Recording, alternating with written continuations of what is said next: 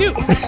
That's the whole conceit of how we open the show. I know, but you got mad at me before when I started it without you knowing whether I had started it or not. The other conceit about how we start the show is I have to get mad at you. So I'm going to shoehorn that in sometimes. All right, well, are you okay now? It started already? It started already? Yeah. What's that from? I just started. It started already. Oh, It sounds like it's from What? It's from Dog Day. I was going to say Dog Day Afternoon. What do you mean you're out? What do you mean you're out? No. What? It started already. It started already. Go stand by the door. Go stand by the door. Just go stand by the door. That is such a great movie. Oh my God. It started already. What do you mean you're out? What do you mean you're out? So good. Dog Day Afternoon. So love good. it. I was just reading something recently that like John Cazale was not the first choice for that role in the, as Sonny. No, not Sonny. Al Pacino plays Sonny as the other guy. The other guy. Chumley or whatever. Yeah. Because he was too old. In the real story, the kid was like 18 years old. Yeah.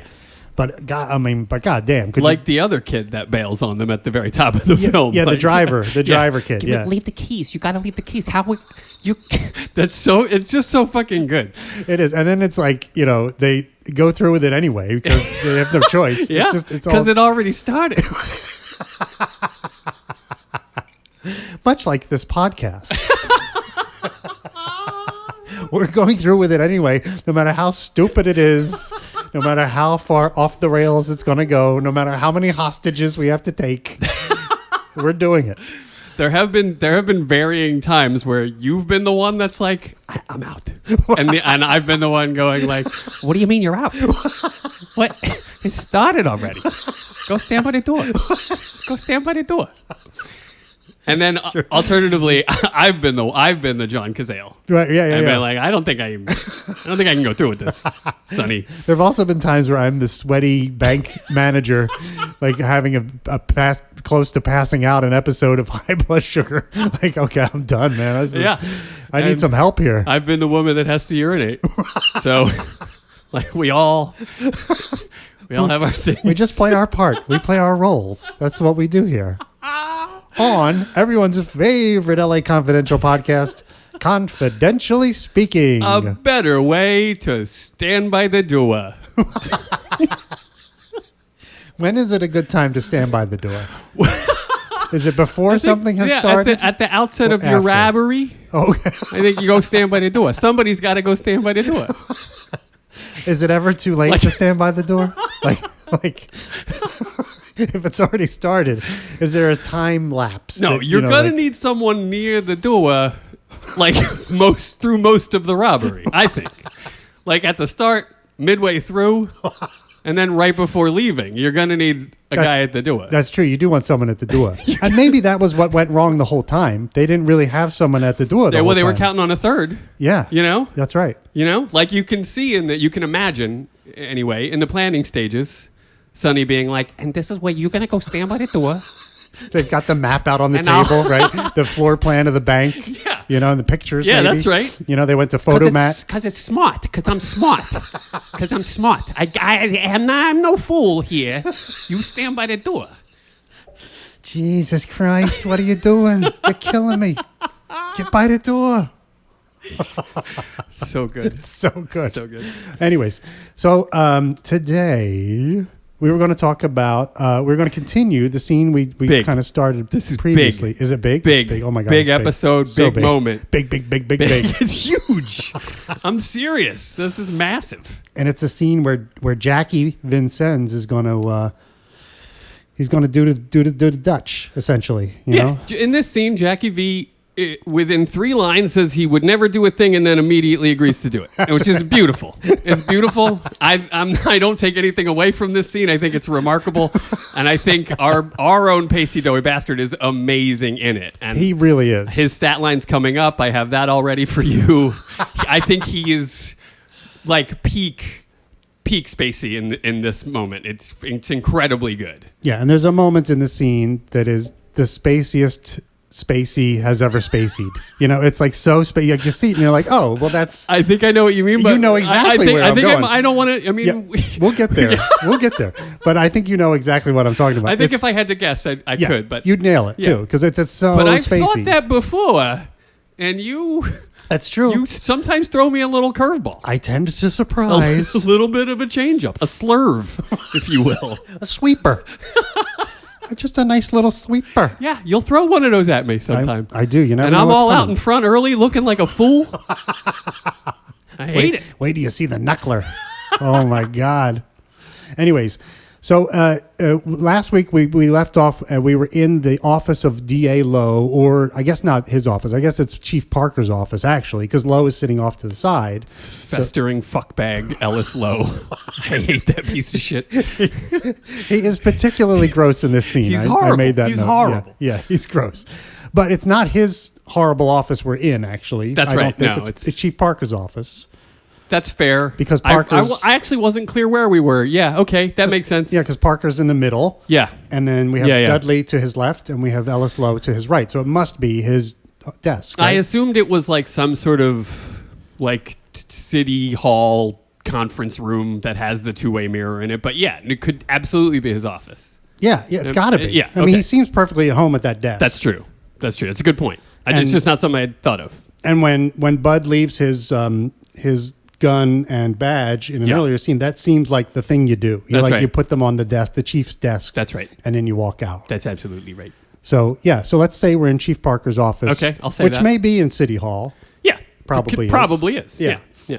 There is a picture in the background, which we'll get another good glimpse of later. I have that too. Yeah. Yeah. Which shows, I believe, the building that we're in this scene. That's what I surmised. Yeah. Also, look at us go. Oh my God, this is crazy. This is crazy. It's synergistic, Bill. It feels so good. There is only one page, and we're both on it. My man. My man. My main man, Zumbo. My man. Okay, so Hold up. what? I watched American Gangster last night. Okay. Denzel says "my man" in that like no fewer than 17 times. Is that right? I think that's where the legend of Denzel saying "my man" was born. It must be. Because throughout that movie, he's just like "my man," and I'm like, "This is where it happened." It's got to be it. Yeah, I just hadn't put that together before. It's a Denzel movie that not too many people talk about. Yeah, why don't That people one in talk about particular. that one? Because it's not fantastic. Yeah, it's I just pretty good. It's pretty. I mean, he's really good in it. He is. And who's his opposite number in that? Well, Is my it man, Russell Crowe? Our man, Russell Crowe, Our right? man's is Russell Crowe. Yeah, that's right. Yeah, yeah, and he's very good. he is good. They're And there's both some good. parallels in that he's the honest cop in that film. He won't take a bribe, but they really hammer home how that ostracizes you from the rest of the police force. He becomes a fucking pariah that no one can fucking stand just because he wouldn't take the money. Very relevant to what we're looking at today. Exactly. Yeah, that's Exactly. interesting. Yeah, my man. The other thing that puts me in the mind of, is this a chance to cast Denzel Washington? Yes. Who would they play? Who would they play? Ricky Jay, Tina Fey, Marvin Gaye, and FM Ray. Who would they play? Who would they play? Roger Moore, Shah Gabor, Pauly Shore, Tupac Shakur. Who would they play? Who would they play? Who would they play? Denzel. Okay. This is I'm having a hard time. So, well, look. I just want to. There's an elephant in the room. I just want to get away from. Okay. Hard to cast Denzel as one of the big three in this, just because of the period that the movie's set in. And his race, apparently. Exactly Yeah. what I'm saying. Yeah. So, are we going to issue that and pick one of the big three? Because he's certainly worthy of that role. Exactly. I think we should. I think we should do colorblind casting. I think we should cast the best person. I like where for your the head role. is at. Yeah. I will say this. I forget the character name, but the boxer that they go to fucking work over together, who tells them about, you don't remember this? Spacey and Exley. Oh yeah. Lewis. They Lewis. go Lewis. visit that boxer. Yeah. Lefty Lewis or Lefty whatever. Lewis, Keep, yeah. Keep it up. Keep it up. Keep it. Yeah, Keep it I up. saw you Yeah. fight Kid Gavilan. Yeah. That's right.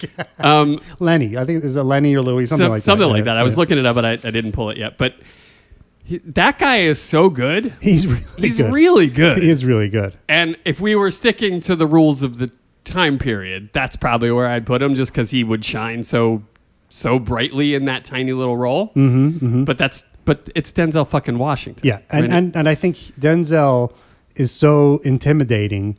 he like that guy in our movie, the real guy, the little guy. He's little. Yeah. Lenny is little. Yeah, he's little. He's like a bantamweight. Yeah, that's you know right. what I mean. That's And right. I think that makes it easier for them to push him around. Like if Denzel showed up and he'd be like, they were trying to bully Denzel Washington, who's like buffed up and has got his boxing gloves on. Right. I'm not sure that's going to go over. I mean, you might be right. I don't know. You might be right. But I like where your head is at. But I think we should. I think Denzel obviously would kill that part, right? He'd be fantastic. But I think we should give him a role that's more. Give him a little more to work with. Yeah, I think so. All right. So in that sense, Yeah. I might say he'd be a goddamn good Jack Vincennes. Well, here's where you run into a problem with a Denzel. Okay. You pick one. He can do it. That's right. You know what I mean? Yeah, absolutely. My initial reaction was more of a Wendell Bud White. Yeah, I could see that. You know? Yeah. Because he's got that intensity. And he loves wailing on dudes. And he we know that about Denzel. Man on Fire is like 2 hours and 10 minutes of him just fucking destroying dudes. And then they made like 2 sequels.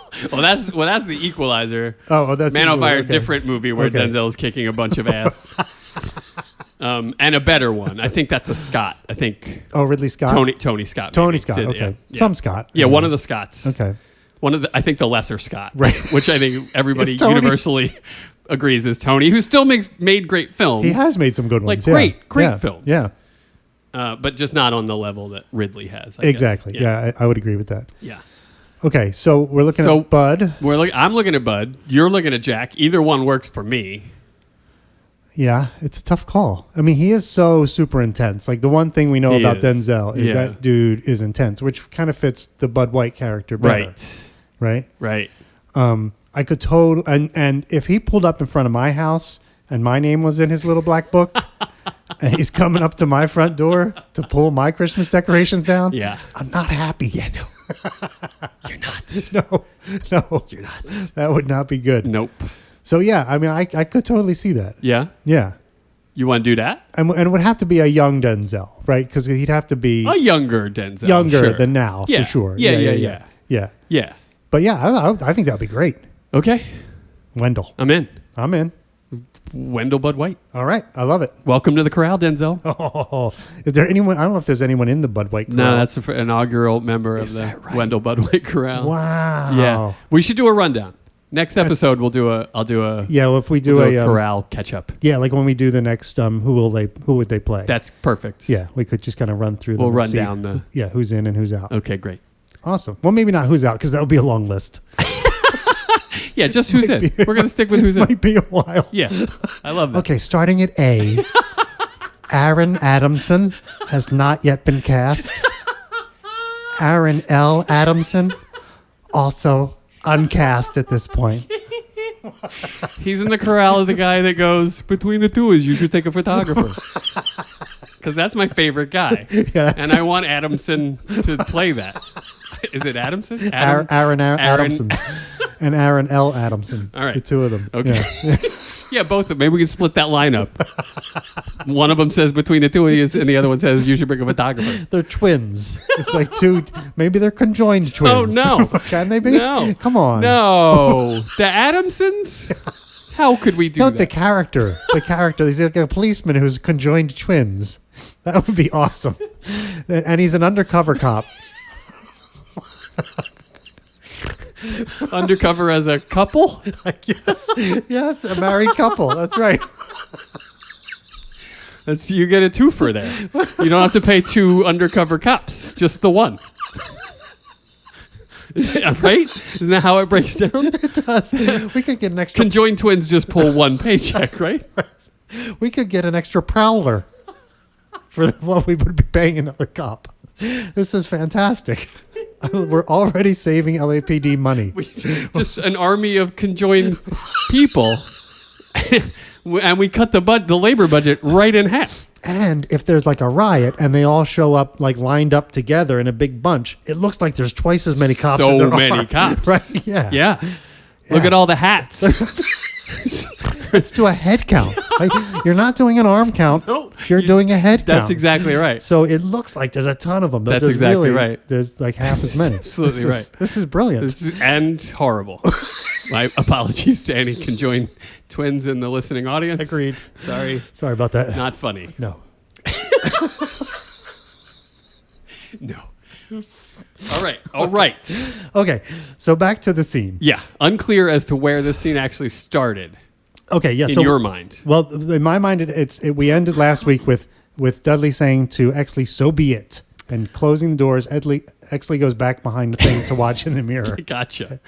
That's where I thought we ended last time. No, that's great. That's great. And we're Did we picking it up- talk about Ellis Lowe saying "bright kid" in like the most creepy way I possible? don't think we did. Okay, I want to just touch on yeah, that. do it, please.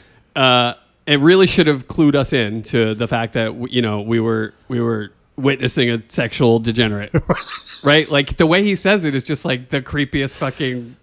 And this is Rifkin, right? Yeah, Like, Ron he's Rifkin. really good at this. Oh my God. He's really good at being creep show. Yeah, he is. He's greasy and gross. Yeah. And he's just like bright kid. Like with a I wish that kid was inside me kind of vibe. Right? Like, doesn't it? It's so creepy. Yeah, I definitely have noted a couple places where Rifkin is really gross in this scene. Really gross in Yeah. this scene. Yeah. And that one leads the way for me. Yeah, that's a bad one. Bright kid. Okay, yeah. Bright kid. Bright kid. And he says kid like with extra self-satisfied smirk. Ugh. Oh God. Ugh. Rifkin. Take it down a notch. It's too much, man. Like, really? And I will have to, in Rifkin's defense, I will say I don't think I ever really thought of it as creepily as I did on a close examination. Like, I think you could watch the movie like I did dozens of times, and it just went by like, oh, that's funny. Okay. You know what I mean? I'm willing to accept that. So I think if when you look at it with a microscope, it's just a fanciful brush at foreshadowing Yes. if you see it once. correct. But then if you see it 12 times or 172 times, it feels a little creepier because you know where it's headed. Yeah. Maybe you're right. And I think now the environment we're in today, where every single fucking day we hear about pedophiles, in the highest levels of our government and and everywhere, fucking frankly. No, for sure. I think it's just in our face right now so much that it does kind of maybe stick out more than it would in if the you cold weren't. light of the present. It does feel Yeah. a little more gross. Yeah. So I'll just throw that in. No, that's a good point. It's a good point. All right. So Exley goes behind the room to look through Yes, the sir, glass. I am. Bubbled glass behind him, perfect. Like where he's headed is kind of, it's blurry. Right. We don't know that's we back don't know there. what's going on back there, Yeah, or where Ed is headed, like just professionally and emotionally. It's Right, like, it's hard, right. like there's that bubbled glass is. It's really cinematic in the first place. It looks really good, but then it also It's a tells metaphor. the story. Yeah, it's like a metaphor for his future. Like Exactly. it's cloudy. And as soon as he goes through that door, he becomes like a slightly different version of himself. Yes, that's right. Yeah. Yeah. Yeah. I love that. Yeah. The mirrors to two sides of Ed Exley. What I do.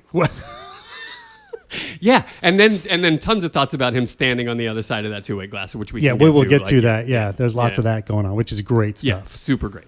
So Jack enters sort of sheepishly, I notice, and we see him entering from Exley's point of view behind the glass, That's behind right. that two-way mirror. That's right. Which I thought was an interesting choice. Yes, that's right. That's where we are sort of watching the scene from. Yeah, we are know? sort of seeing it from Exley's point of view, Exactly. which is interesting. Yes. Because I'll get into that in a minute, but Jack comes in, and I thought he was sort of sheepish. He's kind of like a little like, hello, good morning, a half smile. I didn't kinda get like, that, but I'm willing to go with you on that. I'd like to just call out the stage direction here, which I noted is interesting. It says, looking sharp, Oh. Jack strides into the chief's office. Oh, okay. So he's supposed to be sort of confidently Maybe, I mean, striding in whatever iteration this script was, but Right. yeah, and to me, he did seem like he was walking in there like, I got this. Right, this right. is nothing to me. This is all horseshit. He's always super cool, Yeah, right? exactly. So, Mr. Cool's not going to be bothered too much about this. Exactly. Yeah. Yeah. And they start in on this, Dudley immediately starts, or somebody says, okay, Sergeant Vincennes, 9 civilian witnesses saw you strike Ezekiel Garcia. That's a lot of witnesses. That's nearly 10. in the script it says Dudley. It's not Dudley. It's that other shitbag who plays the chief who says this in the movie. Oh, is it? Sergeant will get right to it. Right. But then I think Dudley picks it up, right? 9 civilian witnesses have identified you as. I think that's still the chief, but we don't really see who's talking. Right, because we're looking can through only- the mirror. right, Yeah, right. It So- sounded like Dudley to me saying the second half of that. Well, then we'll go with you because that's what the script says too. Oh, good. Can I talk about how much I love the name Ezekiel Garcia? Good Lord, yes. Fucking amazing name. Like I've always been fascinated by the name Zeke. In fact, one of the latest character in the screenplay I'm working on is named Zeke. Like, Oh, nice. I love that name Zeke. It's a good name. And then Ezekiel Garcia. Are you kidding me? Yeah, it's pretty good. That's good. Yeah, Good character name. it is a good character name. All right, I just wanted to say that. There's so many good character names in this movie. And that one, like... I'm putting that one up there. Yeah, that one is up there. Like, Yeah. we know immediately who they're talking about. That's right. Like, Yes. yeah, even if we maybe hadn't seen the whole Bloody Christmas thing, we just knew there were some Mexicans involved in some way. That's right. We'd know he's one of them. Yeah. Right? Because the name is so... Old Zeke Garcia. evocative. It's very evocative. That's great. And I was trying to think, I was trying to count on my fingers, who are these 9 civilian witnesses? Because I've got at least 9 fingers. Oh, this is fun. Yeah. So I got like the reporter and the photographer. Boom, boom. That's 2. I got 2. Because those 2 fucking rats are going to turn everybody in. Yeah, and that's their job. They're Yeah. literally they get paid to be witnesses. Right. So right. yeah. So those 2. And then there were at least 4 or 5 like drunks, like non-Mexican drunks in the hold, right? Who Right. were cheering, In cheering the on the cell fight. next door or whatever. Is Yeah, that and what like you're talking about? that last cell, Yeah. like against the back in the corner. Yeah, kind yeah. of. And they were rabble rousing. Exactly. They were rousing rabbles. Yeah. So and they could easily be convinced to testify. We're at like or 6 or 7. Yeah, shorten your stay. All exactly. That. Yeah. Cut a deal if you say what actually What'd you happened, see? what Yeah. we think Love happened, it. or Love whatever. it. Yeah. And then the other 2 cells on either side Yeah. were full of dudes too. You know So- what I mean? Who were doing stuff. So probably a couple of them Yeah. or whatever. But Probably a couple of them. I don't Yeah. know. But I was trying to figure out who the 9 were exactly. But there's no way to know. But that's So I've solved that issue. Okay. You can sleep soundly tonight knowing Weingardner is on the case. It's been completely resolved. We have no idea. Take my hand and walk with me 3 steps down this dark hallway until we hit a wall. Perfect. Done. Now let's turn around and go back. Let's head on back to the light, baby. Okay. So then of course our good friend D.A. Lowe chimes in Just a fucking reprobate. that they've got a stellar witness. Yeah. Who's going to say that Jack didn't punch anybody until he was hit. That it was retaliation. Yeah. Correct. Uh-huh. Yeah. Right. Go ahead. Yeah. No. That is all in line with what's happening, right? The stellar witness. We know who that is. Yep, We yep. know who it is off the bat. Yeah. Jack doesn't seem to know yet. Not yet. Who it is. He doesn't know yet. Right. I'm pretty sure he doesn't. Yeah. Even though way back, a gun to his head, maybe he says it's Exley, but I don't think he knows it in the front of his mind yet. Yeah. He might not have even seen Exley getting stuffed into the lockup because it was like behind him. Right. You know what I mean? So He knew Exley was there that night. He Knew he knew was the Exley watch didn't take the commander. bribe. He knows all this stuff about Exley. Yep. Knows he was watch commander. So ultimately he's kind of in charge. He's going to of that be a whole witness, thing. or he's going to be at least asked about what went Yeah. down. Yeah, Yeah. totally. Totally. But Jack he's Jack. He's putting it together. Yeah. He's being cool. Yeah. No need to He's even worry collected. about it right now. He's They- a cucumber. That's right. They haven't actually said anything to him yet. Really haven't said anything to him that he doesn't already know. That's exactly right. So what does he care? Yeah. And I thought it was an interesting use of the word stellar here by D.A. Lowe because and I looked it up. I thought, well, maybe that's an actual legal term. No. Because sometimes they could have Star that. witness, that kind of exactly. thing. So Yeah. that's the closest one is star witness, Right. which is the usual thing people say. Yeah. And I thought, okay, well, stellar is the adjective form of star. Totally. So I guess it was just a different word choice I think here. it's just clever poetic writing Yes, there. a little bit of star witness. Yeah, How else do you say that? Stellar. Stellar, Exactly. yeah. And D.A. Lowe, likes to be a little flowery with his language, so he's going He to, is loquacious. It's true. It's true. while trimming his nose hairs in front of the mirror, he likes to come up with these little phrases The and things, grossest. I think Rifkin should be like a verb for gross. Like, Rifkin. I don't know. He just rubs me the wrong way. Yeah, in this Yeah. role for sure. I think in other roles he's fine. You know, you don't notice him being gross or anything, but in this one he's really gross. Is that true? I think so. I wonder what else I've seen him in. I mean, I feel like I know I've seen him in other stuff. I can't pull any of them right now off the top of my. You wouldn't have like an IMDb top 4 for Rifkin? Oh my god, that would be hard. I mean, that's a dark impossible. hallway. It's That's impossible. a dark hallway to go down. Let me tell you. No, it's impossible. But his big 4 is Alias, the TV show. Oh. Dragonfly, which I've never heard of. The Sum of All Fears, which is that. Oh, yeah. You know, that's that. I think the Affleck version of Jack Ryan. or Jack something? Ryan. Yeah, exactly. And then LA Confidential. Oh well, there So, you go. there you go. Okay, yeah, he hasn't been in much, but he's always a small part. You know what I mean? Yeah. But you see him 'Cause around. you can't take much of him. Just like, ugh. Sorry, Ronnie, but you know this about yourself. Your name is Rifkin for a reason. Yeah, and it's probably bought him a house or two. Yeah. Him being this gross. Because true. we need it. yeah. know? That's true. Okay, so Stellar, yeah, whatever. Yeah, And then the Stellar witness is going to name names that's right. and is also going to testify that you hit back only after being hit, which I guess is good for Jackie Boy. Yeah. Because it shows that he wasn't just mean- blatantly beating anybody up. Certainly no jury would say, like, oh, regardless of that, we're charging you with assault. You know what I mean? Like, it's if he was just hitting back. I don't know. I wonder about that. Should cops be held to a slightly higher standard? No. That, like, if someone hits them, that they got to, like, okay, calm down, sir. I mean, Take it down a what notch. world are we living in? Certainly, yes, to that question. But Okay. in this world, with these cops, right? Yeah. I mean, the fact of the matter is, and if you went to a jury with this piece of evidence, they got blood on his blazer. On his blazer. And his tie. Cashmere, baby. Probably a silk tie, too, if you That's- don't mind me saying. This guy's lucky not to get the death penalty. That's absolutely right. You know? Yeah. So, I mean, Exhibit A, Blazer comes in on a dress form with the tiny little splotch of blood. Like, ladies and gentlemen of the jury, surely, if this doesn't prove the man was in a fit of justifiable rage, well, what does? Mr. Vincennes, where did you buy this cashmere jacket? You know, and whatever it was, it would be some really fancy pants Yes. place. I thought you'd have one there. I wish I did. I thought I would too, but it just didn't. That's not a runway. It never came to me. We can't land there. That's how that joke unfolded. Ah! I was trying to come up with one, but I couldn't come up No, with it's it. good. But, yeah, Like, you know, but yeah, a hoity-toity. Yes, very Yeah. hoity-toity Beverly Hills Yeah, exactly. suit shop or Exactly. whatever. And the jury would all be like, ooh. Yes. You know, so- Yes. You can't get blood on those things. It's dry clean only. Definitely. You're not throwing that in the Maytag. That's absolutely right. Okay. Anyway. And Jack says, and? Right, exactly. He's Like, where are you going? yeah, where are you going with all this? Right? Yeah.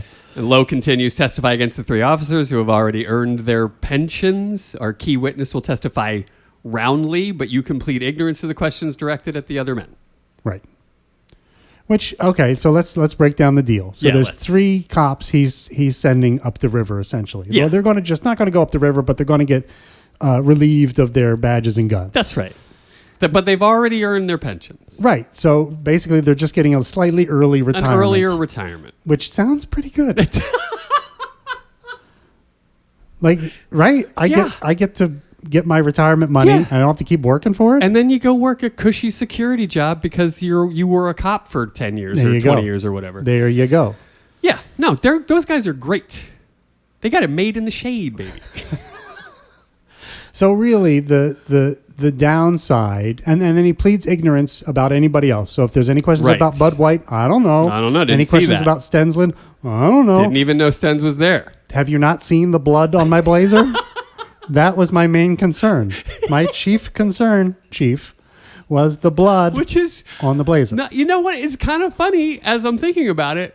Jack was pretty much staying out of it until blood got on his blazer. That was absolutely He really it. didn't care about it. No, he He was didn't. just trying to like steer clear. He was trying to help break it up Yeah, in a he way. got caught you know? up in it a Yes, little, but yeah, yes, yeah. that's right. Yeah, he probably shouldn't have gone wandering in there. That was maybe his mistake. Maybe his mistake. Yeah. But well, hey, what are you going to do? He wants to, he likes to see what's going on. You know? Exactly. Curiosity. Yeah. And all that. I mean, you got to follow the rabble. Right. You know? Mr. Fitzsimmons, are you sure you didn't see anything else that happened that day? Look, I hurt my whittle hand. I threw a couple of really devastating punches. And boy, does my hand hurt. I mean, ouchie. Takes so much effort to throw the least convincing punches anyone's ever thrown on film. I mean, you should see the other guy. I'm telling you. That's what I'm telling you. He's still laughing about it. So really, there's not a lot of downside Yeah. to Jack playing along with this gag. Yes. Right? There's not a whole. He's not going to be a pariah like Yes. you talked about That's earlier. right. If he snitches on these three old dudes. That's right. And that's an angle. That's an angle for old Jackie, who's always looking for the angles. Yeah, he loves playing the angles. Loves playing the like if it gets me out of this hot water and this is all that happens as a result of it, I'm in. Right. I'll do it if you need me to. Yeah, yeah. But he doesn't say that right away. No, because what's in it for Jackie? Like right now, it's like, okay, there's no penalty, but there's also no benefit Right. really for him right now. Right. Other than he's not pulled into the Bud White situation. Like That's right. He's going to be kept out of the people who are potentially going to be have indictments drawn up against him. Yeah. They're keeping him out of it as long as he testifies against Stensland and White and these other three guys or whoever. That's right. But with the biggest shit-eating grin you ever saw, he says the words, "No thanks, I'm not a snitch." There you go. Right? Exactly. Yeah. And he's just so self-satisfied. That smile is great. It is great. Like he's just like, if it were me on the other side of that smile, I'd be like, damn it. Like he's unfazed by any of this. Unflappable. No thanks, I'm not a snitch. And he's so fucking good. He's just so he's really, fucking good in really this. good. The subtext to me in that smile is like, I'm a lot of shitty things that you have no idea about, but I'm not a snitch. There you go. You know? Yeah. I may be a lot of things, Yeah. but not a snitch. Yeah. But not a snitch. It's from my man Al in Scent of a Woman. Are you familiar? Do you remember that part? Got to be the last speech at the end. It right? is. Yeah, it totally is. Yeah. But I did make a note that Rifkin I thought was particularly gross when he's making that offer to Jack that you just read us a moment ago about testifying against the three guys and all that stuff. Totally. That he's just like he loves like trying to squeeze Jack in this situation. He's just enjoying like wielding his power over these guys. Yeah, you know? Yeah. When he has someone under his thumb, he feels really good about it. Yeah. That's fucking gross. Yeah, it was gross. It is gross. Yeah. Can we talk about snitching for a sec? Please Just do. Press pause here and talk about snitching. Uh-huh. It's in like a lot of stuff that we like, that whole struggle. Do you snitch or don't you? Right. Right? When Colonel Frank Slade says, "But not a snitch," you're like, yeah. You know what I mean? And that's on the heels of like Headmaster Trask saying like, "You have proven yourself to be a liar and a cheat," and then right, and then Pacino goes, "But not a snitch," and we're all like, "Yes, right," because like, so we'll forgive lying and whatever the other things were he said. Yeah, but like snitching, we do not forgive. Yeah, and then Trask goes, "Excuse me," and then Pacino goes like, "No, I don't think I will," and then he just launches in. Yeah. But like the idea of snitching, snitches get stitches, all that stuff, right? Yep. Like, where do you come down on that? That's a good question. Because it's not black and white for I think for men like us. Yeah. Right. Yeah. I think if you grow up circumstances maybe a little worse than ours, and then you can cut and dry that argument. Right. If Yeah. you like. Yeah. So like if in certain neighborhoods, snitching is absolutely just out of the fucking question. Yeah, you don't never do it. You yeah, never exactly. do it. Yeah. But we, like, you know, lower middle class Americans, white Americans who were in the Boy Scouts or whatever the fuck. Right. You know, if you see something, say something is kind of the line. Yeah, there, we never right? really had to make that choice in a way. Right. You know what I mean? Right. So, but if your friend's doing some shitty things, they encourage you to tell the teacher or tell the police. You know what I mean? Right. Like, yeah. And like, I'm still not sure where I land on that stuff. Yeah, it's interesting, and I think it's context dependent for me. Like, what's the offense? How egregious is it? How can it actually be stopped by snitching? Right. Like sometimes there's snitching that doesn't do anything, which is the worst kind of snitching. That is the worst kind of snitching. Because now you just snitched, Yeah. and everybody knows you snitched, Yep. and it's not going to make any difference Right. anyway. And now you're just going to get beat up. But so that's I think where you have to be careful. When you choose your snitch. If you're going to do it, if you're going to snitch wisely. I have snitched. Have you? I have. On whom? I'm brought to mind of an early iteration of my snitching. It was appreciate my candor, please. Do not Of course. judge. No, I will not. I'm being vulnerable there was this girl that I liked. I must have been like a junior in high school. Okay. Jennifer Anderson. Incredible. Oh, not the actual Jennifer Anderson, but and whatever. Is there an actual Jennifer Anderson? Oh, I thought you meant Jennifer, whatever that woman from Friends was. Aniston. No, yeah. this is Jennifer Anderson. Okay, Yeah. gotcha. Sorry. Mrs. Anderson. This is Jennifer Anderson. Got it. Okay. Huge crush on her. Okay. Right? She went away for a weekend, and at that weekend's party, her boyfriend got with this other lady. Oh, shit. I was like, sweet. I snitched to Jennifer Anderson the second I saw her. And they broke up. And Jennifer Anderson was not interested in me. But but I gave myself a window. yes, you see you what did. I'm saying? You did. You definitely I gave did. myself a shot. That's right. And that's all you can do sometimes. That's right. And sometimes snitching gets you that shot you need. I don't even think of that as snitching, really. Well, according to her boyfriend, 100% snitching. He was like, he had words with me. Yeah, the I'm following sure. day. I'm Yeah. sure he did. Yeah. Yeah. Well, he shouldn't have done that then. Right? If you That don't- was my argument. Yeah. Yeah. Or at least go do it in a bedroom where no one can see. Have you seen Jennifer Anderson? Like, what are you doing, bro? What? Make wise choices. Just really a no-brainer. yeah. Yeah. That's crazy. Yeah, it was crazy. All right. Well, So I've snitched. I applaud you for your snitching in that case. Well, yeah, I mean, it was self-serving. Sure. It was a self-serving snitching situation. It's all right. Well, I appreciate that. I only wish it had been more worth it And for you. You know yeah, what I mean, Like, but like I said, I'm happy with just having the shot. yeah. And it sounds like this guy was a real jerk. It's an honor to be nominated. Sounds like this guy was a jerk. So causing him a little grief probably is not a bad I probably thing. helped my friend Jennifer Anderson. And maybe this dude too. Like maybe he learned a lesson from it. Look at you looking at all the silver linings. Well, that's what I do. But you've also snitched. I'm sure I have. But you can't pull an I mean, example. Just outside on the street, saw a guy spitting, and I immediately called 911.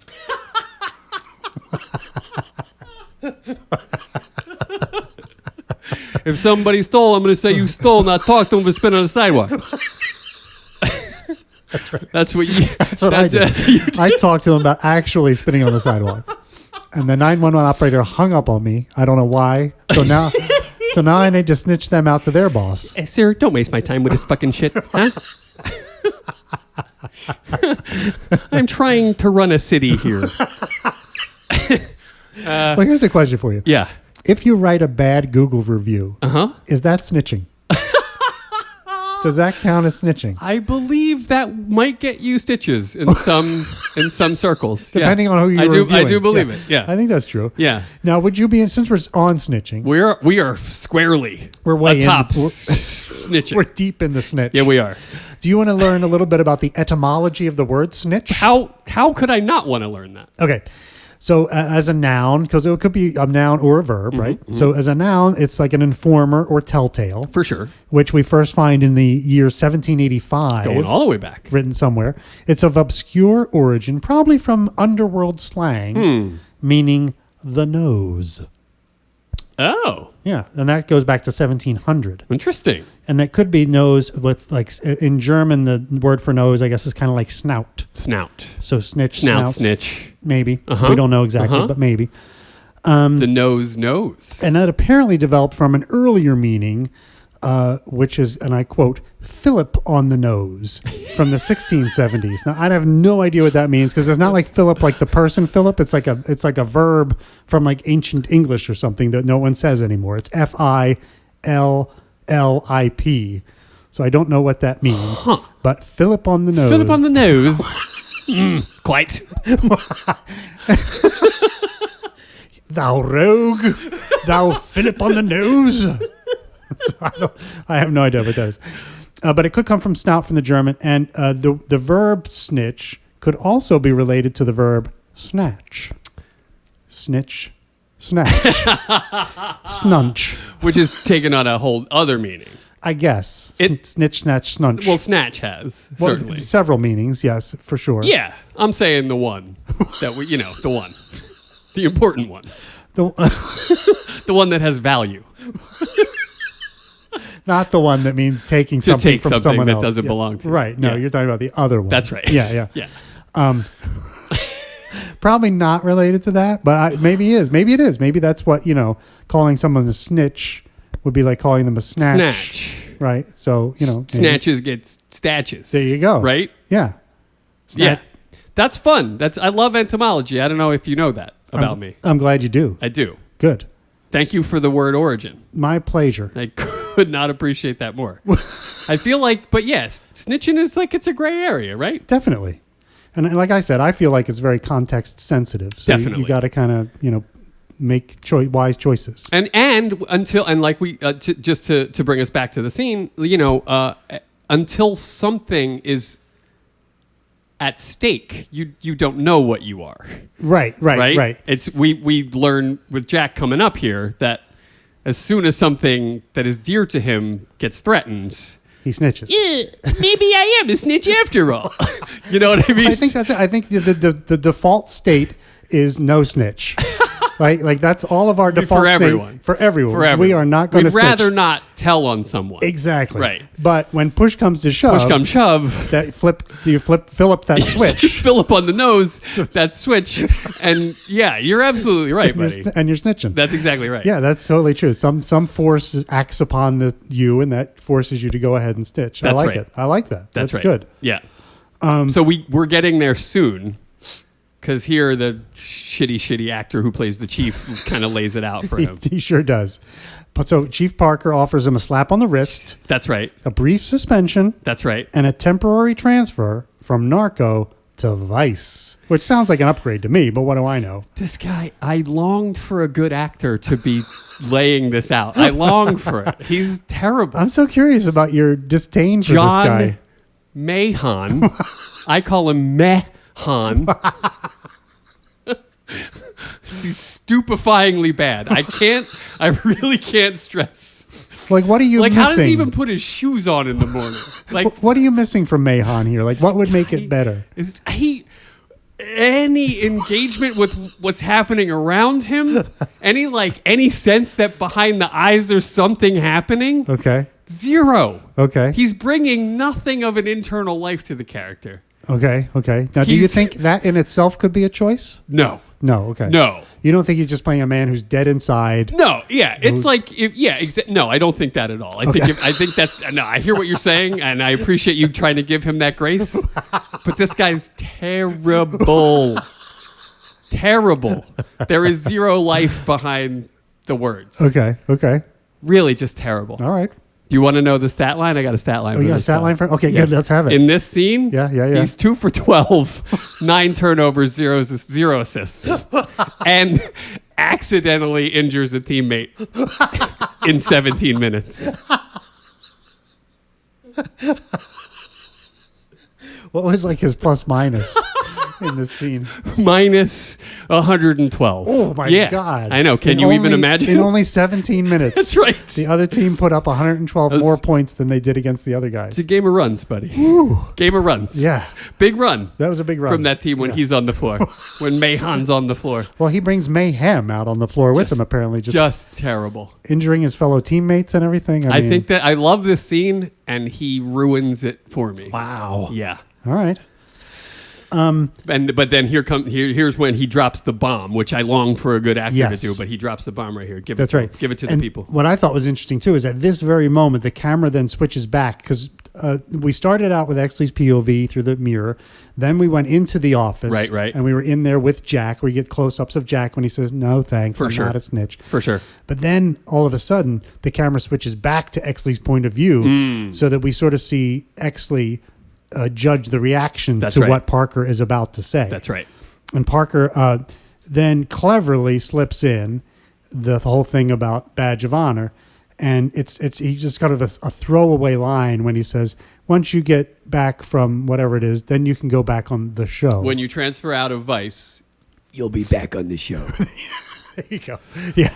So, and it's just so subtle. It's just they never say the words. And he says it with a little bit of a, yeah. gotcha.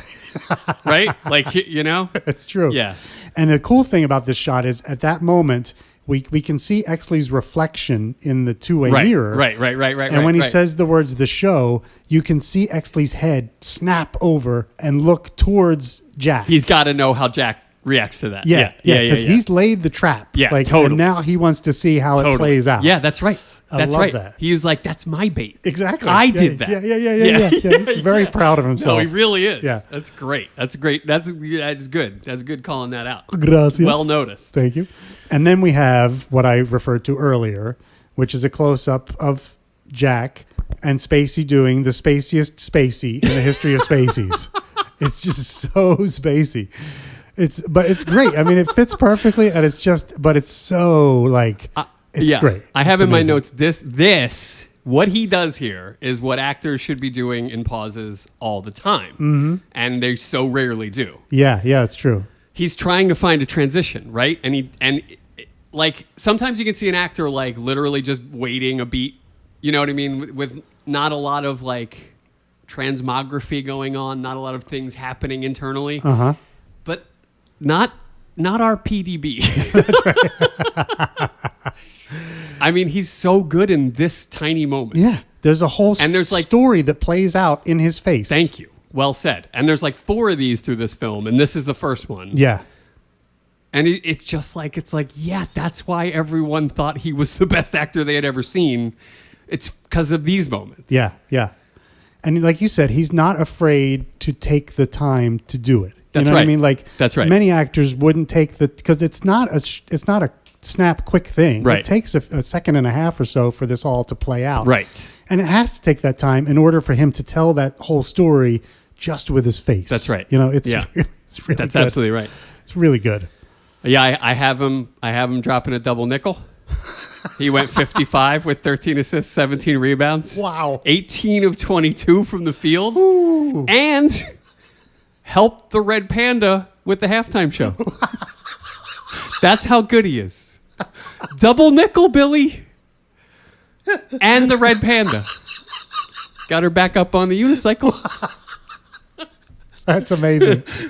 And it's amazing that we know who Red Panda is because I know who Red Panda. I hope the listeners know who Red Panda is. But that's what the Googler's for. That's right. Yeah, I guess it is. Check out a Red Panda halftime show. You won't be disappointed. No, Red Panda's good. Really good. Of the about a dozen halftime shows that rotate through the NBA. That's right. Which you can watch if you illegally stream the games or watch Or them if on you're the there in or person, there in yeah. person or watch them legally through the app or whatever. NBA app, yeah.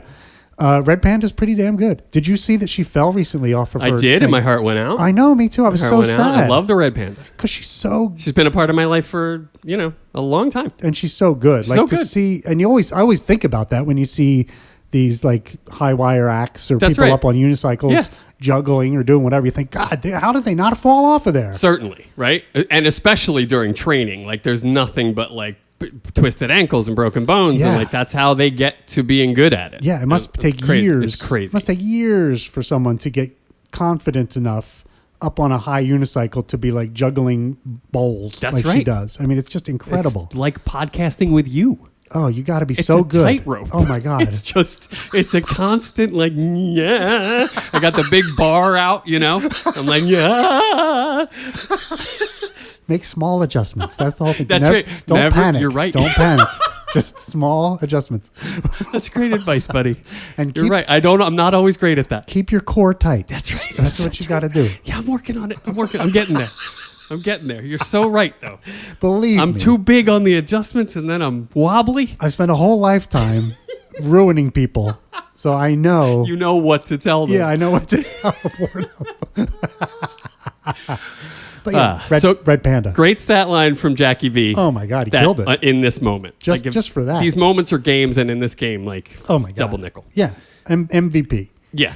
But in the midst of that, within that 55-point performance, there is this turmoil in which he says and responds beautifully, "The show." Right. Yeah, exactly. You know, exactly. He's like, wait just a minute. Right. Is that what we're talking about? Because because at the beginning of that little moment where we just see the close up of his face, he's still, as Jack Vincennes is still in the mindset of, Right. You know what I mean? Right, he's still right. riding. He's like, I'm going to just play this off. Yeah, I'm riding the high of and.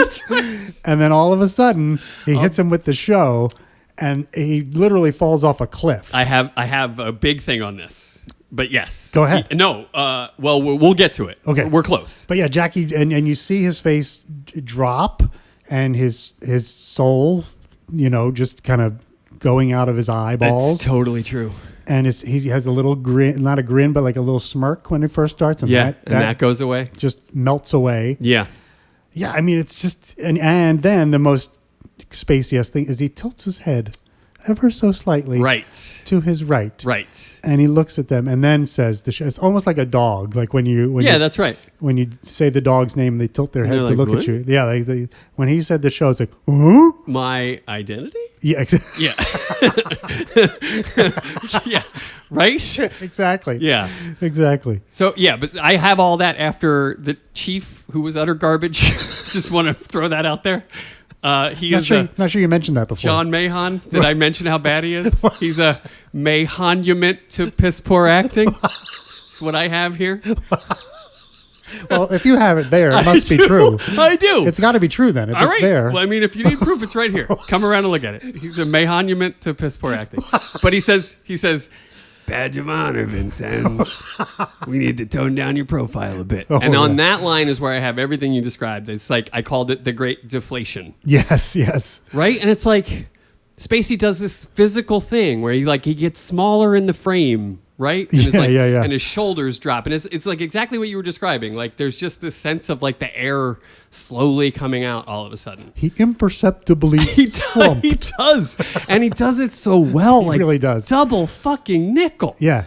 Like it's a 55-point performance. It's so good. And it's simultaneously subtle and unmistakable at the same time. Like you can't miss it, but it's so subtle. So subtle. It's so and good. Like his shoulders slump and his face seems to get drawn down, and it's just, I don't know. When you have command of the tool like he did, obviously, like maybe it's not worth making a big deal about, but like as a witness, it's just an incredible moment. Yeah. I would have liked to have seen him do a play live to see what that's like. To see what it's like, yeah. He's probably great. I'm sure he's probably would. great Yeah, live. Yeah. I think that would have been and really cool. And maybe even better than he's ever been in film. He just feels like that kind of guy. Yeah. You know? Yeah. Oh, so good. And then after the thing and the deflation and the head tilt and like we're feeling all that and we're like, and it's lingering. There's like a sense of like this moment taking a really long time too, even filmatically. It's gotten awkward in right? the room. It feels uncomfortable. Awkward. Yeah, exactly.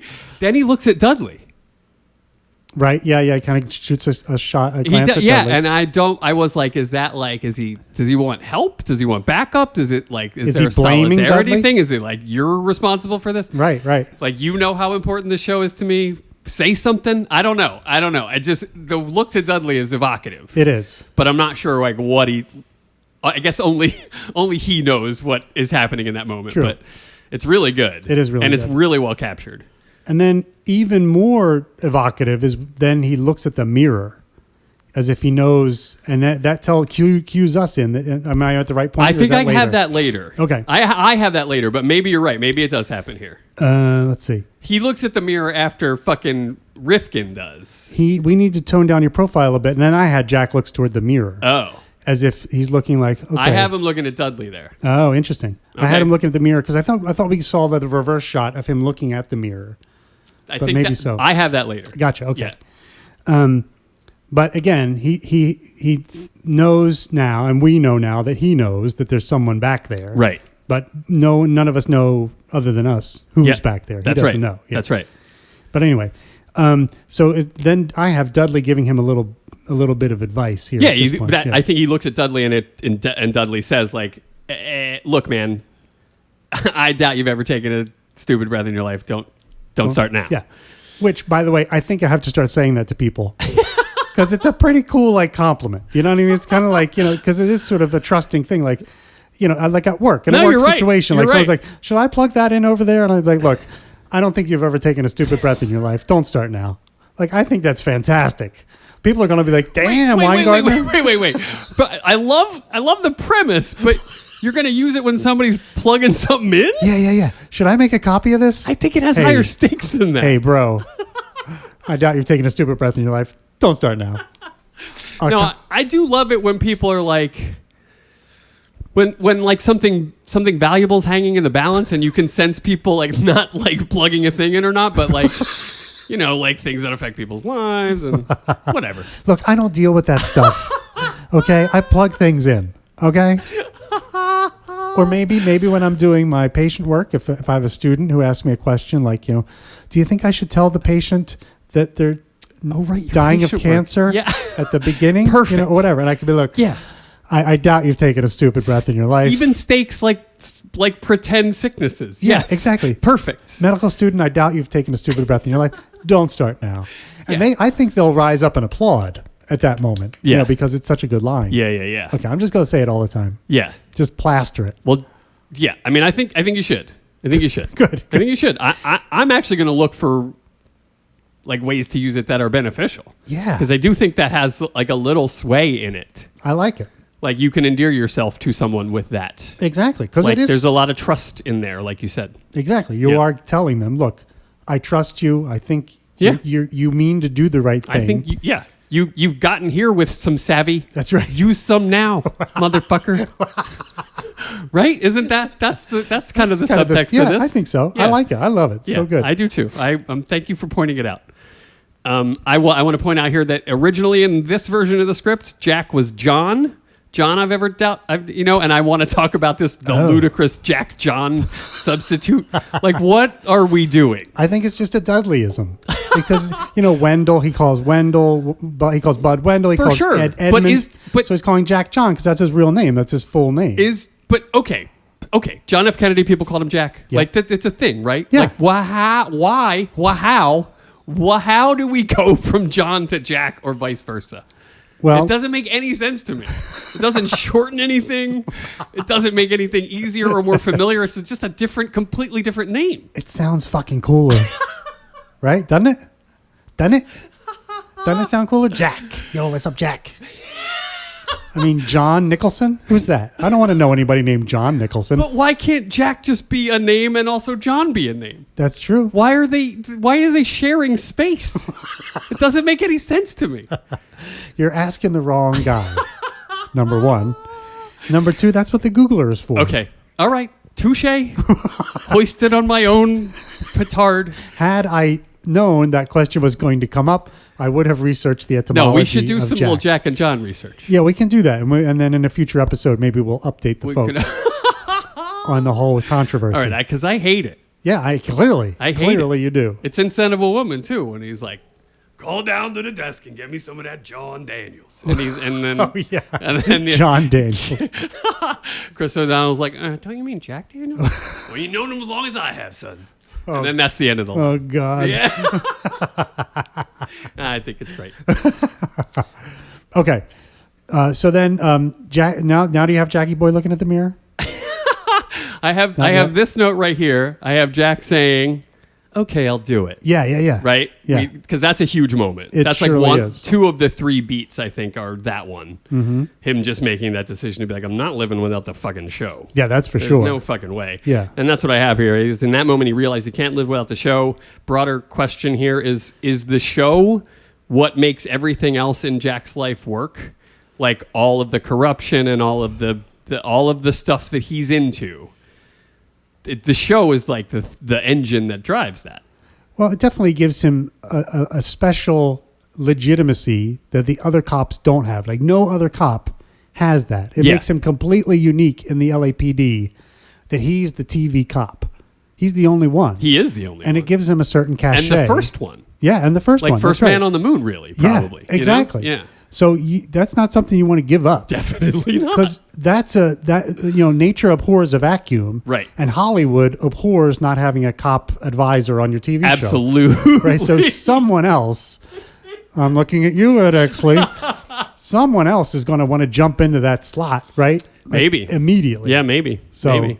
if he's not in really tight with those Badge of Honor people, someone else could easily slide in and be like, sorry, Jack, That's right. you're done. But it does seem like when faced with a life without that, he all of a sudden, like, the taking money for things doesn't feel as good anymore, and he doesn't want to work with Sid anymore. Really he feels a way about that, at least, that he hasn't felt in a while. Right. Well, I think it would make, because he's getting this extra money and extra clout from Badge of Honor, I would feel like he's more indebted to Sid, or you know what I mean? Like he may have to take more money from Sid and do more of the stuff he doesn't like doing. Right. He loves working on Badge of Honor. Yeah. But he hates That's a good doing point. the Sid stuff, and he might have to rely on that more if he's going to, get some extra money on the side. Yeah, that's a good point. So yeah, I think that it's clear that you're right that the show is the thing. Yeah. That pushes that Philip on the nose lever. It at least, like, affects all the other shit that's happening in his life in some way. Yeah. And he's having to cause this adjustment, and I just don't think he can live with it. Yeah. Even a little bit off the show, a little while off the show sounds really bad. Yeah. So he'll do whatever it takes to get back on. Yeah. Which Exley was spot on the nose about that. Nailed it. Philip on the nose about that one. That's at Bill Weingartner. When you want to thank that guy for that one, because that's gold. Or you can find us both at Confidentially Spoken on Blue Sky. Oh my God. Jumbo just broke his nose on his microphone. I just smashed my nose into my microphone because I was gesticulating wildly. Then we hear from Mahan again. Yeah. And we It's get a real Mahantage of bullshit from this guy. And we get another disgusting reaction shot from Ron Rifkin. Where he says, Mahantage of bullshit got nothing. I'm sorry, that's good. That's good. I missed it because I was thinking about Rifkin. All right, give me some Rifkin. But yeah, there's a quick reaction shot of Rifkin like turning and looking at Parker and Dudley with a big grin on his face when Jack says, "Okay, I'll do it." See, I have that completely different too. He's looking at Exley. Oh, you think he's looking at Exley? He's looking at smiling. Exley. And then Jack looks at the mirror and is like, who the fuck is back there? That's what I think is happening. Gotcha. That's interesting. That's an interesting take. Yeah. I did not see it that way. I like that. I'm almost positive that's the intention. I like it. Yeah. Okay. Well, I like thank that. you. Thank you, buddy. That's good. Okay. So then Dismissed, Parker. Vincennes. Yeah, Parker jumps in the grand jury. We'll hear your testimony tomorrow. Dismissed. Yeah. And then Jack, on his way out, shoots another look at the mirror, and we see it from Exley's point of view. That Jack is just shooting daggers. That look alone. Yeah. That's like 27 of the double nickel. Yeah. Like, that look alone is like, Jesus. That's a fourth quarter. That's 27 points in the fourth quarter, that look. Wow. That's a good That's a walk-off fourth quarter. That's a hell of an exit. That's what I'm saying. Yeah. It's good. Yeah, it's really good. So they talked about the grand jury here. So I just wanted to bring us all up to speed on what exactly a grand jury is, because maybe great. People don't know. Give it to me. Because I kind of know, but this clarified in my mind. That's the space I'm in with exactly. grand juries too. Yeah. So a grand jury is a group of citizens, and it's typically between 16 and 23 people. So it's much bigger than your normal jury. Gotcha. That are assembled to review evidence presented by a prosecutor and then decide whether there's enough probable cause to indict someone for a crime and proceed then to a trial. So they're the ones that determine whether there's sufficient evidence to formally accuse someone of a crime. Gotcha. And then if they get enough evidence and they all agree that, and you have to vote, let's see, the grand jury proceedings have to have 12 votes together for an indictment. So out of the 16 or 23, at least 12 have to vote for indictment for it to move forward. Okay. And the grand jury proceedings are always conducted behind closed doors and without a presiding judge. So there's no judge. It's just the jury and like the prosecutors and, whatever court people are needed. And the prosecutors, like DA Lowe, are the ones whose job it is to arrange for the appearance of the witnesses, like they're doing now in this scene, as well as drafting the order in which they are called, which is a big thing because sometimes the order makes a big difference in how people see the evidence. Gotcha. Right? And they can also take part in questioning the witnesses. Now, if you were the target of a grand jury, like, say, Bud White and Stensland, you nor your lawyers have any right to appear in the grand jury unless invited, and you have no right to present any exculpatory evidence. So you're not permitted to testify on your own behalf. Really or to kind of present, behind your own 8 ball there. Yeah, because you will have the chance to do that in the actual trial. Right. So this is just to test whether there's enough evidence to then move forward to a trial. So that's what your grand jury is. That's fantastic. Yeah. I thought it was fun. I appreciate you doing that. Of course. My pleasure. I also wanted to talk about a two-way mirror because this is the first of the times we see a two-way mirror in this movie. That's and we right. see them a number of times That's right. throughout the thing. Yeah, we sure do. And lots of reflections in this one. And they always involve one Ed Exley. Almost always. Yeah. Which ones do not? Well, there's just straight up reflections of things that are not Ed Exley, like Lynn Bracken is in a mirror, and like there's lots of reflective things. Yes, I'm talking about specifically a two-way mirror, Two-way so the mirror. kind that you can see Okay, through. yeah, but what I'm saying is there's a larger like reflections theme. Yes. And a two-way mirror is one of the ways to do that. True. Yeah. True. We definitely see Ed's reflection in this bit. Absolutely. Tons of it. So a two-way mirror, if you didn't know, is also called a one-way mirror, which I think is funny because like I always called it a two-way mirror. You might call it a one-way mirror. No, yeah, I get both meanings. Exactly. Sure. That's the sure. whole thing. Either right? one's fine. Right, because on one side you're seeing just a reflection. Yep. On the other side you're seeing through. That's right. To the other side of the mirror. That's right. Okay. And it works by reflecting some light on one side and then allowing some light to pass through on the other side. So there's a special coating, that creates the mirror on one side, but the other side allows light to come through so you can see through from the backside. That's right. But the trick being it has to be darker on the side that's not the mirror, the That's side right. you're looking through, than it is on the other side because That's right. that's how light works. Yep. Because otherwise you would just see the person behind the mirror. Yeah, that light would reflect back to you. Exactly. Yeah. Yeah. So, but I did think it's an interesting metaphor in this case for Go like ahead. perception and reality, right? You So good there's- at metaphors.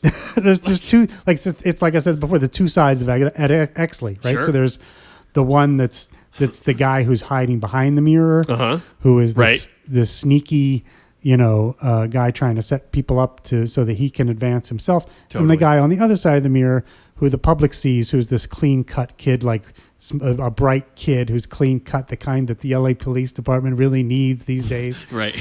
So there's like this sort of double side of Exley that is, I think, reflected Yeah. in the two-way mirror. Yeah. Yeah. No, I think you're right. And there are clearly two sides to an Ed Exley, and there are parts that he doesn't want other cops to see, and that's what makes this scene so good. Exactly. Yeah. That he gets to hide while essentially seeing his plan unfold, which is a really spectacular place to be. Yeah, as a exactly. character. Yeah, exactly. You know what I mean? Yeah. Like, you don't have to hear about it zero later. Repercussions. Yeah. You get to watch it unfold Yeah, it's exactly how great. you knew it would. Right. It's brilliant. Yeah. And I think I think all of the characters in this movie actually have that like duality, the two-sided thing. We talked about him. Jack has like this Sure. Hollywood Jack persona, That's absolutely right. but really he hates a lot of that. He hates himself, Yeah. and he hates a lot of the things that he has to do. And he doesn't remember why he was a cop, and he didn't want the actor kid to die. Like, Exactly. There's a whole other side of it. Yeah, exactly. And same thing with Bud. Bud is yeah. perceived as being this big lunkhead who just beats people up all the time. But then you see him with Lynn. He's and sweet, it's a he's smart. Whole other guy. Yeah, he's sweet. He's smart. People don't give him absolutely. credit for what he really is. That's Like, all the characters have That's this right. kind of. Dudley appears to be a knowledgeable and friendly, chief Dudley. or captain, police captain. Yeah. But behind the scenes, he's just Maybe this is why I love this movie. Maybe this is my obsession. maybe it is. It's everybody has these two sides. Oh. Yeah. Obsession, Zumbo's obsession. Can you please give us a clue how this film got to you? Zumbo's obsession. Oh, I didn't even have this as a Zumbo's obsession. This is so exciting. I know, but this is how it's supposed to work. Like we stumble onto them. Yeah, sometimes. yeah. Exactly. I love this. Well, tell me what you like about this. Well, what I like about it is that, like, again, I'll say it again. It's becoming a bit of a thing. Appreciate my candor. Don't judge me. This is a vulnerable position I'm in. I do feel like I have a little bit of that, and maybe like we all do. We all do, sure. But maybe mine is a little more pronounced, a little more difficult to handle. I'm fully like, I think other people probably keep it in check a little better than I do. But yeah, I feel like I could be considered two completely different people depending on who you're talking to. Yeah, I think we all have that. I guess. But I think if knowing you Please. as I do, Yeah, please. I would say that you do Shine not so a light much over here. not so much anymore, but in the past. That's very kind. Yeah, it's absolutely true. In the past, you have projected a persona of someone who is you used to be prickly, you know what I mean, and like sort of definitely a contrarian, you know what I mean, like and sort of a iconoclast, maybe let's say. Yes, indeed. But actually, Guilty. Inside, Yeah.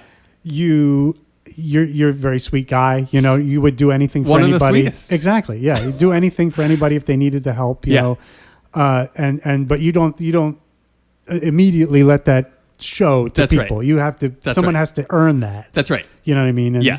I'm glad and lucky that I have been able to do that, and other people who have, I'm sure, feel the same way. I would hope. I would hope. Yeah. And as that outer shell is softening, I'm hearing more and more of this, which is really good. It's encouraging.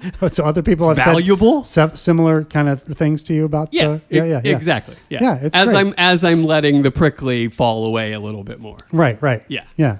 It's great. Yeah. That's awesome. Yeah, and now it's just for fun. Yeah, because you can flip that switch whenever you want. Exactly. Really. Yeah. It's like wrapping myself up in an old blanket. It's nice. It's comforting. Right. I like it there, but I know it doesn't get me a lot of friends. Right. So that's very Ed Exley. You know what I mean? Like he doesn't have a lot of friends down at the old LAPD. That's right. But he sure does like being better than everybody else. You know what I mean? Like I think loves it. He does. Loves it. Which brings me back to a stage direction that is not. They did not use this, but the stage direction is Exley clenches his fist in victory on the other side of the glass. Ooh. Like I know that probably just turned into Ed making this face that he makes when he feels like really victorious, I guess. Yep. But originally that was like a fist pump or like a. Well, I'll tell you what I think. What I think may have happened. Lay it on me. I think they may have shot that fist to like just a close up of the fist tightening or something. You know what I mean? But the exit from Vincennes is so good, that the editors were like, "I don't need Let's that fist. just ride with that. Yeah, we don't need the fist. Yeah, that makes sense. We're leaving that on the cutting room floor. Yeah, that makes sense. Yeah, it's so much cleaner without it. Yeah. And we get a little Exley triumphant moment later anyway. Definitely. So we don't really need it. Definitely. Okay. Shall we continue on with the scene after that? There's not much left. Let's let's polish this fucker off. Wrap it up. Exactly. Okay. So then Parker gets up after Vincennes is gone. This guy's the worst fucking actor that to walk ever lived. to walk over to the Can't mirror. even walk over to the mirror, right? He just looks all like he's gonna fall over. Like what is the deal with this guy? All right, I'm sorry. And he does this uncomfortable tapping of the shoulder of Dudley. Like, good job, bruh. Yeah, like an automaton. like he might as well have been mechanized. This guy is dreadful. Just dreadful. John Mahon. Fuck off. Ruined one of my favorite movies. No, he didn't ruin the movie. Obviously, that's hyperbolic, but ruined some scenes, faux show. Okay. All right. But he definitely does the little pat on. I think the pat on the back. You like the pat? I don't know how I feel about it. Because I like that it's there because it does sort of show that they're like a team, like this little teamwork kind of thing. Like, That's the funniest thing anyone's ever said about a shoulder pat. Like, I like that it's there. Don't get rid of it. I'm not sure how I feel about it though. But I love that take. I like that it's there because it's, it does say something. You know what I mean? It's doing something. It's showing that they're like, that Parker feels like he's done a good job. Dudley, good boy, Dudley. We're good here. Yeah. Sit boy, good boy. This is actually a decent outcome to a messy situation. Exactly. Yeah. He feels good about what happened. Yeah. Okay. So he comes up to the mirror. I wrote down that that moment feels like a good sale, Dudley. Great sale, Dudley, kind of thing. You were on our side here. Yeah, it's maybe not always the case. Exactly. With old Dudley. That shit you were slinging on Vincennes. Exactly. With the doubts and everything. That's $1. That's $1. That's not even my place to say it. It's $1. It's $2. That was admirable. That is $3. It was so worth it. Love okay, it. good. I love it. So Parker comes up to the mirror and then speaks through the mirror to Exley, and we're seeing all this from Exley's point of view through the mirror, and simultaneously seeing Exley's reflection in the mirror as the camera and the reflection of the cityscape in the picture, which is just beautiful. It looming in the background. Beautiful filmmaking. Yeah. So you got Parker's face on one side of the frame, Exley's face on the left side of the frame, and in between, looming over both of them is this picture of City Hall. Right. In the background. And Exley's kind of translucent because he's the reflection, and the Chief is solid and sort of silhouetted against the backdrop of the city, which seems like it, like you said, it was looming. Yep. Or it's approaching, or it's coming. Yeah. It's just so good. It's really good. It's just so good. It's really good. Yeah. And the first thing he says to Exley as he looks through the picture. Yeah. Oh yeah. Go. He says, "And so it goes." That's right, Detective Lieutenant. That's right. That's right. It's so good. It's really good. It's so good. It reminded me of something I think you will recognize very clearly. Okay. There's a certain song with a lyric that goes, "And so it goes, and so it goes, and you're the only one who knows." Yeah. No, it's a beautiful song. It's a great one of song. my favorites. Yeah. Good old Billy Joel. Good old Billy. Yeah. But that. What am I watching? I'm watching that 2-part documentary that came out on Billy Joel called "And So It Goes." And So It Goes. Yeah. Exactly. Have you been watching it? It's so good. Is it good? Yeah, it's really good. I bet it is. Yeah. I'm sure you love it because you love Billy. I always have. Yeah. Always have. And this is like, to anyone who ever's like, you like the guy that writes pop show tunes? And I'm like, no, there's a whole other thing going on there that you're not seeing. You're just hearing production, and I'm sorry that you can't get deeper into a song than that. Has always been my argument. There's like some beautiful things happening in most Billy Joel songs, like. And that's kind of why "And So It Goes," the song is so powerful because it's just him and the guitar and the piano, him and the piano, and you can get to those depths, without, like you're saying, all the production. And that's all the right. Stuff. That's right. And there's beautiful punk rock ideas and. I don't know. There's just a wellspring of emotion and sadness and good. It's like stuff you want in your music, Yeah, he was really good. Really good. Really good. Yeah. And so then Parker. Are you done with Billy? No, I was just doing that thing we do where we talk about what we're watching, but I was just throwing that in there. Okay. Because "And So It Goes" kept coming up, but yeah, I had that too because that's the line. Yeah. And so it goes, Detective Yeah. Lieutenant. Yeah. And it's also the same phrase. "So it goes" is in the novel Slaughterhouse 5 by what's Vonnegut, Kurt Vonnegut. Kurt Vonnegut. And it happens every time someone dies in that book, which is a lot. Yeah. They say, well, and so it goes. And so it goes. Yeah. You know what I mean? It's like life goes on. Yeah, that's right. Kind of the meaning of that. Yeah. I mean, and God bless anyone that can get to that point. Like, I think that's always the first step in coming back from a tragedy is like, well, that is what happens. And that's right. Yeah. Yep. That's how it goes. And I'm no different. I have to suffer this as well as the millions that have come before me. Right. Yeah. And in this case, the "So It Goes" is actually kind of positive. It's like, that's right. Hey, look what you did. That's right. But look what you had to do. And now you're Detective fucking Lieutenant. Exactly. Yeah. That's how things work around here. Yeah, that's right. You kiss my ass. You get other people in trouble, and voila. Yeah, that's right. You're a Detective Lieutenant. That's right. So yeah. More of that, please. Yeah. Mr. Exley. Totally. Is the message. Totally. Right? Yeah. So, and then he goes into this whole thing about with the ace him at the grand jury. Acing him at the grand jury. Yeah. Son. Right. Wear a smart looking suit and ace him. Weird line, like effective. I love it. I wouldn't change a thing, but it's weird. Wear a smart looking suit. Like, I'd be like, what are you talking about, man? Fucking. What do you think? I'm going to come in my pajamas? Yeah, what is exactly. wrong with you, old man? I'm Ed motherfucking Exley. Like, what? You got to tell me to dress up? Fuck you. That really rubbed me the wrong way. I don't like it. Don't tell me what to wear. Yeah. I know what I'm doing. Right. Detective fucking Lieutenant, man. But maybe my father was Preston Exley for one thing. You're right. So I should know. And if I don't know, I can ask him. In this shit. Well, I can't ask him. He's dead in the movie. Yeah. He was alive in the book. That's why I said that. Right. But anyway, but troubled? Alive but Troubled. Wasn't he? He's horrible. He's a he's just a bad person. like an evil. Okay, He's an evil genius behind the scenes. Gotcha. Okay. Running with the bad guys. Okay. More or less. All right. Yeah.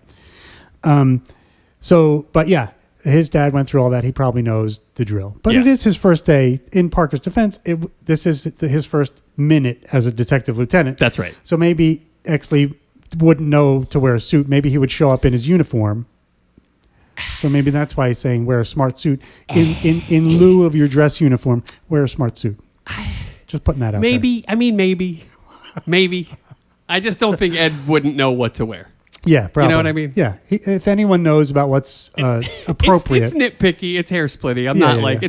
it's fine, but it is a little weird from my perspective. wear a smart looking suit. Smart looking suit And ace 'em. and Ed lose the glasses. Yeah, Like he gets told 4 or 5 times. in the movie. In the movie. which is great. I It's love that. really a good little thing. Yeah. And I think you've pointed this out on previous episodes. It speaks to Ed's sort of blurry vision sometimes. Yeah. Where he can't see the full picture. That's And, right. Yeah. Yeah. I think there is I think the glasses are in a way like I wear my glasses are like a mask for Exley. Right. You know what I mean? Yes. Like there's the actual Ed Exley is a nerdy, do-gooder kind of guy. That's right. Who should be wearing glasses. That's right. Everyone at the police department wants him to be Shotgun Ed, who doesn't wear glasses. Who doesn't wear glasses. Right. And So just there's this willy-nilly blowing up black guys with his shotgun. Exactly. Yeah.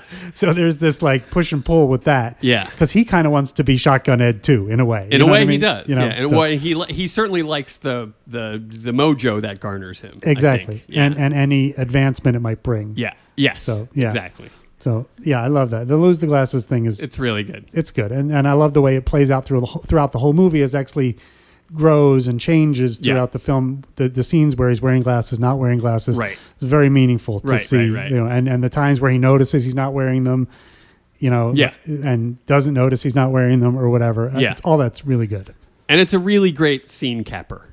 Yeah, it's a great last line. It's a great little like I'm very cognizant of like things that end a scene or an act and like making it have some punch. And that does. It's a great button because it's like a callback and it's funny. And Yeah, it's like, yeah, You yeah. know what I mean? Like, yeah, it's really well done. And when he says that, he Parker turns away, and then the camera does the focus thing where it focuses back on Exley. Back so on now back on Exley's- his reflection. Yeah, so his reflection is now clear. Yes. So we can see his reaction. Yes. Which is really good too. Yeah, it's good. Because he's happy that he made this whole thing go down, but he's like, oh. Oh, come on, man.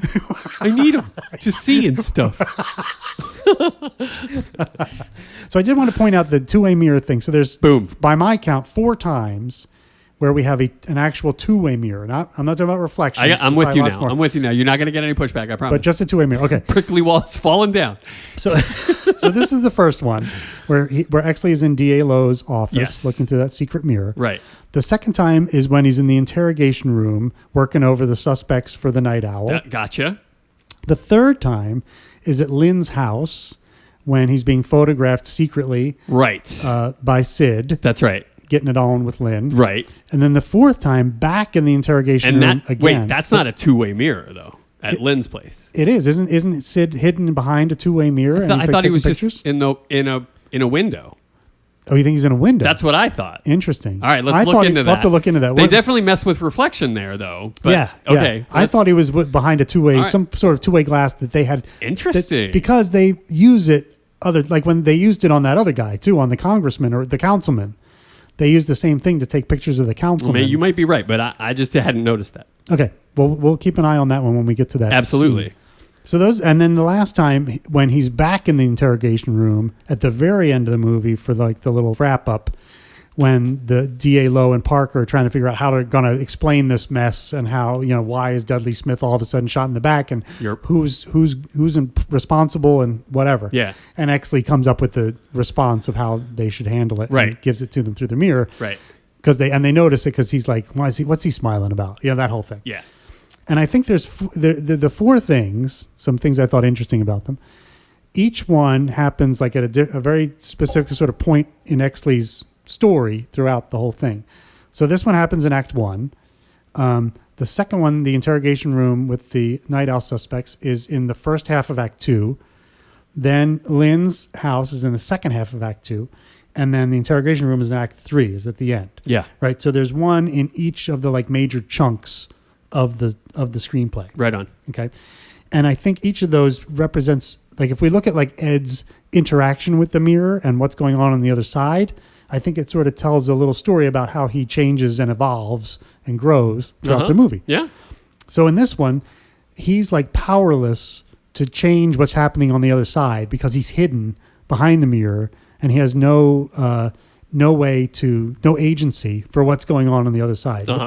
He's basically powerless to do anything. He's just observing what's going on the other side of the mirror. Yeah.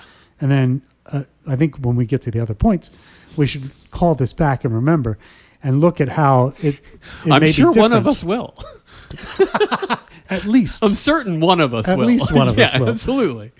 And we should recognize how each one is different each time this comes up. Okay. And how his ability to interact with the mirror or change or influence what's on the other side of the mirror and how that works throughout the movie. That sounds fun. That's my hypothesis. What do you think? I like it. Okay. I like it. Yeah. I'm willing to go on that ride with you. Great. Let's do it. All right. Yeah. Nothing. You got nothing? I got nothing. You said all right. I did. And then like you had something. Well, and then you had nothing. I was going to do like the beginning of my excellent and like I love when you rehash. I love it. really rehash. Encapsulate this if for us. only I could rehash. Instead, it was going to be like my usual meager, weak attempt to end these things. No, but it's great. This is the floundering I'm here for. Yeah, that's the one. Yeah, Floundering. yes, That's it. Yeah. And I decided to embrace that and sure to try to make these as bad as possible. Why have a clean ending when you could do this? That's my question for you. I mean, I kind of like the way we just we go rumbling, bumbling, stumbling into a thing, and then one of us goes, "Okay, bye," and I go, "Bye," and then that's it. That's how we do it every time. That's right. Right? That's pretty much it. So that's But seems usually to be there's- working. Usually there's 10 to 30 seconds of me going, well, that was fun. Or, you got anything else, Zumbo? And or something stupid like that. this is different than that. No, this is that exact still portion. doing it. Well, this is it. This is what I'm doing. It's kind of becoming its own thing. I don't think we cannot do it. I know I can't. It's true because it's a boulder to move to recap a thing that you just got through Yeah, comfortably and succinctly. it is. It's not possible. Some people are good at it. You got to be like, that's my time, or well, that's all the show we have for you. Like Exactly. you gotta. Or you edit, which we don't do. We never I edit. wouldn't hear of it. I wouldn't hear of it. But there it is. I got nothing else. That was a great episode. It's a great scene. It was good, actually. If I can chime in for a moment, Actually, Zumbo. unexpectedly decent. Yeah. I get it. I get what you mean. I get it. So that's a perfect place to leave it. I mean, honestly. There it is. Lose the glasses. buddy. Yeah, lose those. You don't need them. Someday they'll invent contact lenses and you'll be fine. We'll see you next week with the next fucking scene in the fucking movie. If we go in order, which we may not. You never really know. We definitely will be going in order. There's no two ways around it. And look forward to some John Jack discussion coming soon to another wonderful episode. Okay. All right. I'm good. Thanks, everybody. Bye. Bye-bye.